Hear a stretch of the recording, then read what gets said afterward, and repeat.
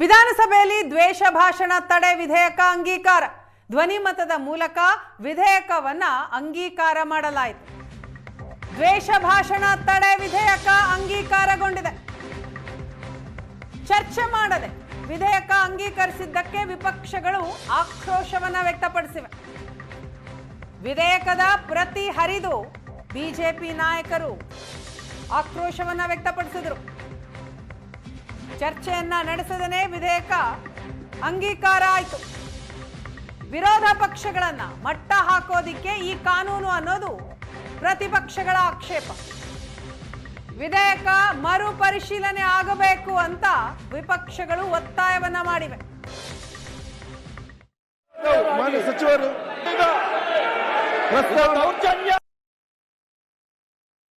ಪ್ರಸ್ತಾವನೆ ಮಂಡಿಸಲಾಗಿದೆ, ಅದನ್ನೀಗ ಸಭೆ ಮತಕ್ಕೆ ಹಾಕುತ್ತೇನೆ. 20 ಸಾಲಿನ ಕರ್ನಾಟಕ ದ್ವೇಷ ಭಾಷೆ ಮತ್ತು ದ್ವೇಷಗಳ ಅಪರಾಧಗಳ ಪ್ರತಿಬಂಧ ವಿಧೇಯಕವನ್ನು ಈ ಸಭೆ ಅಂಗೀಕರಿಸಬೇಕು. ಪ್ರಸ್ತಾವದ ಪರವಾಗಿರೋ ಹೌದು ಎಂದು ಸೂಚಿಸಬೇಕು, ಪ್ರಸ್ತಾವದ ವಿರೋಧ ಇಲ್ಲ ಎಂದು ಸೂಚಿಸಬೇಕು.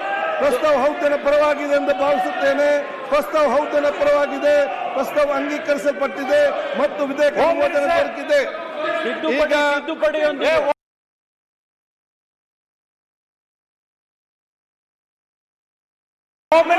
ಪ್ರಸ್ತಾವವು ವಿಧೇಯಕ ತಿದ್ದುಪಡಿಯೊಂದಿಗೆ ಅನುಮೋದನೆ ದೊರಕಿದೆ.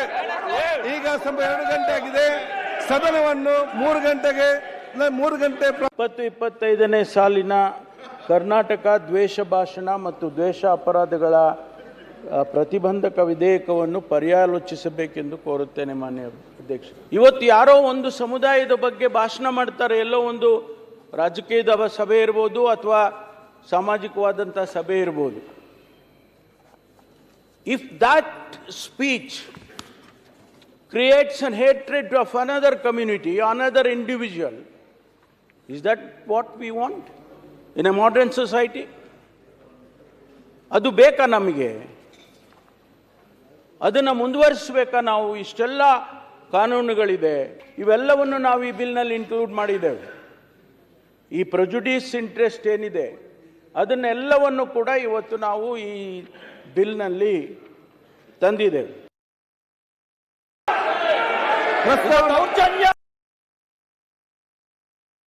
ತಿದ್ದುಪಡಿಯೊಂದಿಗೆ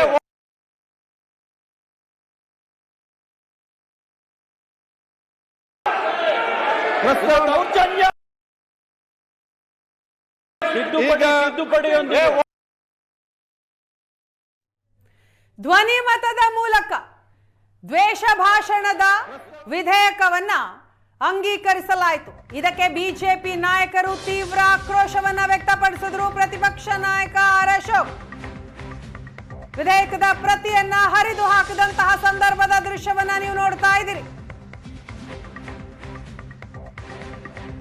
ಸದನದಲ್ಲಿ ಗದ್ದಲದ ನಡುವೆ ದ್ವೇಷ ಭಾಷಣ ತಡೆ ವಿಧೇಯಕ ಅಂಗೀಕಾರಗೊಂಡಿದೆ.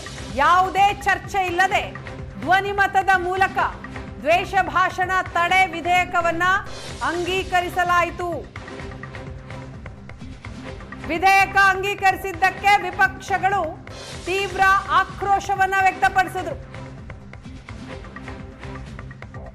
ದ್ವೇಷ ಭಾಷಣದ ವಿಧೇಯಕದಲ್ಲಿ ಏನಿದೆ ಅನ್ನೋದನ್ನ ನಾವು ಗಮನಿಸ್ತಾ ಇದ್ದೀವಿ.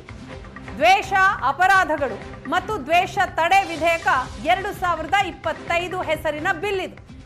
ಯಾವುದೇ ವ್ಯಕ್ತಿ, ಗುಂಪು, ಸಂಸ್ಥೆಯ ವಿರುದ್ಧ ದ್ವೇಷದ ಭಾಷಣ ಮಾಡೋದು ಅಪರಾಧ.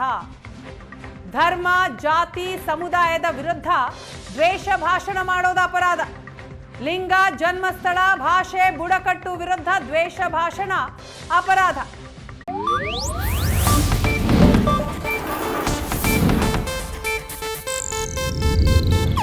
ಇದು ಏಷ್ಯಾನೆಟ್ ನ್ಯೂಸ್ ನೆಟ್ವರ್ಕ್ ಪ್ರಸ್ತುತಿ.